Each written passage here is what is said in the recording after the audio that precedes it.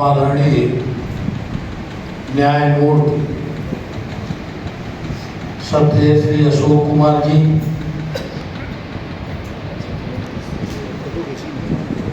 वरिष्ठ पत्रकार, नोएडा से आए हुए मेरे बड़े अभिन्न श्री ललित रिजवी साहब, नई दिल्ली के वरिष्ठ पत्रकार श्री रविकांत जी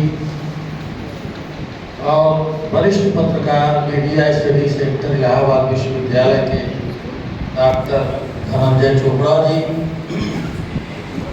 परम आदरणीय अनिल सिद्धार्थ जी, आदरणीय बलराम दीक्षित जी वरिष्ठ पत्रकार, और मेरे ही स्कूल के छात्र रहे श्री योगेंद्र मिश्रा जी, जो यहाँ पुरस्कार ग्रहण करने के लिए आए हैं। परम आदरणीय इस कार्यक्रम के जिन्होंने इस कार्यक्रम को अमली जामा पहनाया है और पहनाते रहे हैं, श्री इम्तियाज अहमद गांधी साहब, नरेश महारानी जी, कार्यक्रम का संचालन कर रहे मनमोहन सिंह तन्हा जी, पूरी गुफ्तगू की मजबूत टीम और ये प्रतिनिधित्व महिलाओं का जो यहाँ हुआ है, सबके प्रति आभार व्यक्त करते हुए सबसे पहले मैं तन्हा जी से एक शिकायत करना चाहता हूँ कि जब भी गुफ्तगू का कार्यक्रम होता है और उस कार्यक्रम में जब मैं रहता हूँ, धनंजय चोपड़ा जी आते हैं, तो ये पता नहीं क्यों धनंजय चोपड़ा के बाद मेरा नाम बुला देते हैं। अब आप बताइए कि कोई आदमी रसगुल्ला खाए और उसके बाद उसको एक छोटा सा गुड़ का टुकड़ा दे दिया जाए तो कैसा लगेगा? तो वही स्थिति हमारी हो जाती है। ये दूसरा कार्यक्रम है, ये मेरी शिकायत है और इस शिकायत को आप दर्ज कर लीजिए आगे। मित्रों, मैं थोड़ा सा विषय पे आता हूँ कि हिंदी पत्रकारिता के 2 साल, अभी ढेर सारे हमारे लोगों ने ये हिंदी पत्रकारिता के 2 साल पर चर्चा किया।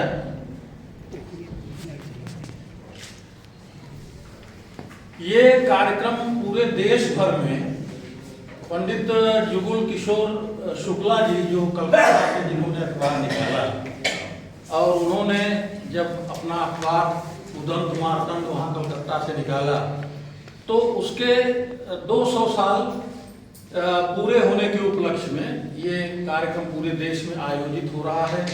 गुफ्तगू ने भी अपनी तरफ से एक पहल की और पहल करके इस कार्यक्रम को संपादित किया।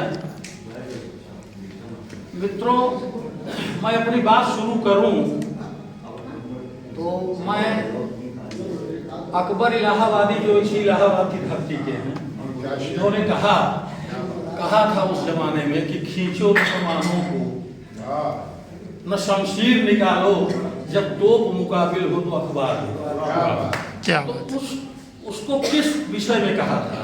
जो छापे खाने में अखबार छपते थे, जो जनमत बनाते थे, तैयार करते थे, तो वो सारी चीज़ों के लिए उन्होंने लिखा। लेकिन आज पूरा का पूरा पत्रकारिता के मायने बदल गए हैं। जो अभी पत्रकारिता थी, आज वो मीडिया बन गई है। पूरा का पूरा स्वरूप पत्रकारिता का बदल गया है।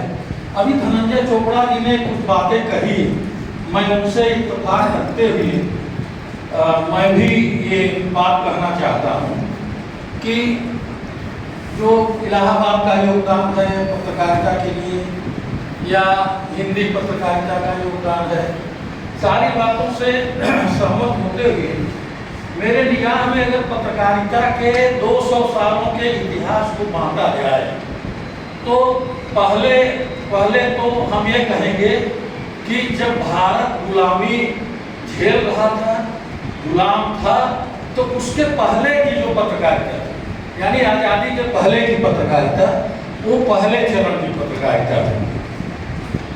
और उसके बाद फिर 1947 में देश आज़ाद हुआ।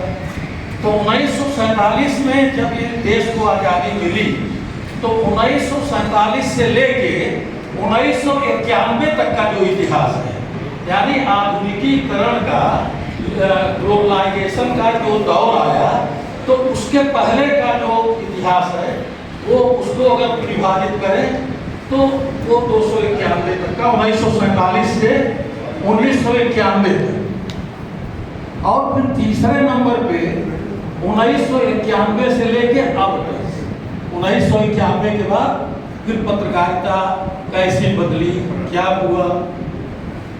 मित्रों, जब देश गुलाम था और एक संघर्ष हो रहा था अंग्रेजी साम्राज्यवाद के विरुद्ध, और ये हो रहा था कि किस तरीके से अंग्रेजी साम्राज्यवाद के दिल में घुस के स्वतंत्रता की अलग जगाई जाए। तो उस समय हमारे पत्रकार, श्रेष्ठ पत्रकारों ने, जैसे महात्मा गांधी जी थे, गणेश शंकर विद्यार्थी जी थे, ये ढेर सारे लोगों ने, तिलक जी थे, इन सारे लोगों ने अपनी कलम से पत्रकारिता को मजबूत करने का काम किया। उन्होंने सोचा कि अंग्रेजी दास्तान को हमें इस देश से भगाना है, उसके लिए वो संघर्ष कर रहे थे। लेकिन उसी के समानांतर एक अलग धारा बह रही थी, और वो धारा थी जो रीजनल अखबार, जो मतलब अनेक भाषाओं में निकलते थे, चाहे वो हिंदी भाषा का अखबार हो, चाहे वो उर्दू भाषा का अखबार हो, असमिया अखबार हो, बंगाली अखबार हो, गुजराती अखबार हो, तो एक धारा वो भी बह रही थी। और उन लोगों ने ये देखा कि पहले तो वो लोग समाज सुधार, छुआछूत और समाज को बदलने के लिए क्या कार्यक्रम, उस हिसाब से कलम चलाते थे। लेकिन जब उनको ये लगा कि इस देश में जो अंग्रेजी अखबारों का एक समूह है, वो अंग्रेजी अखबारों का एक समूह पूरी तरीके से अंग्रेजों का गुलाम था। वो अंग्रेजों के निकट था, या वो निकट था जो मध्यम वर्ग के लोग अंग्रेजी की व्यवस्था में पढ़े लिखे हैं, तो उनको वो लाइक करता था।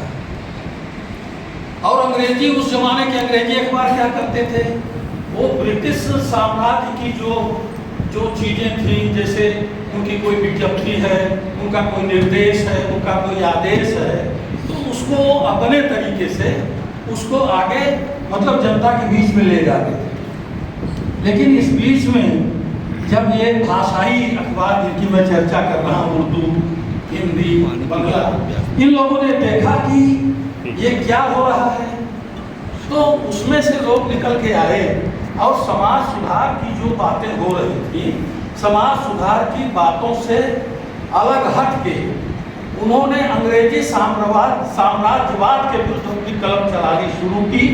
और मुझे यह कहने में संकोच नहीं है कि दास्तां की जो बर्फ थी, जो दास्तां की बर्फ इस देश में छाई हुई थी, इन्हीं भाषाई अखबारों ने अपनी तेजस्वी वाणी से उस बर्फ को हटाने का काम किया।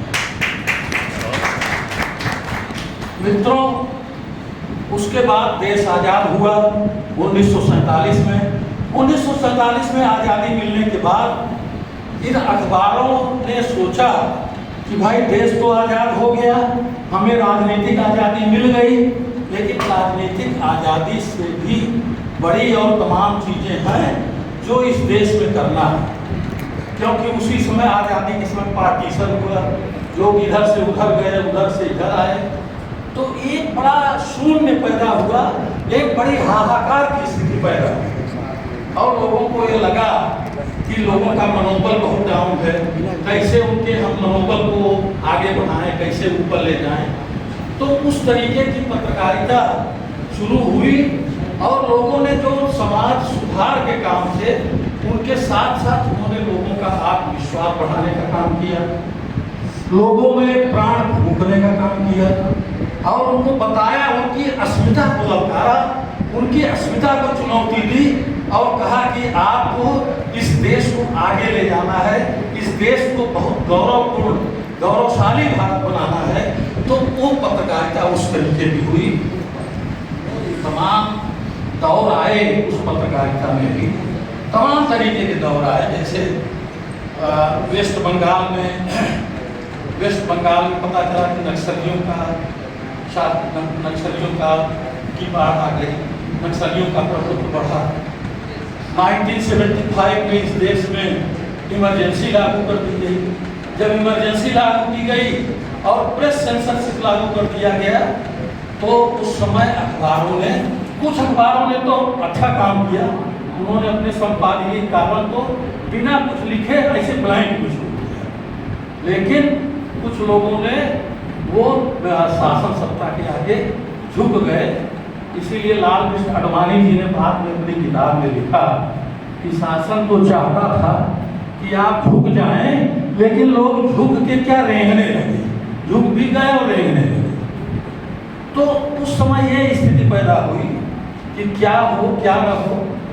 तो एक जो अखबारों का माहौल था वो आगे चल के, जब गवर्नमेंट ने ये जाना है, गवर्नमेंट को ये पता था कि अखबार कैसे झुकेंगे, अखबार झुकने के लिए उनके आय के स्रोत को आप बदलें और जो उनके साथ में हैं उनके स्रोत को आप बढ़ा दीजिए। तो उसके बाद फिर अखबारों को लगा कि नहीं, अपनी अस्मिता की रक्षा के लिए, अपने वजूद को बचाए रखने के लिए हमें वही करना होगा जो इस देश की बचा है। उसके बाद साहब शुरू हुआ 1991 और वो उदारीकरण का दौर आया, ग्लोबलाइजेशन का दौर आया, सारी चीजें बदल गई।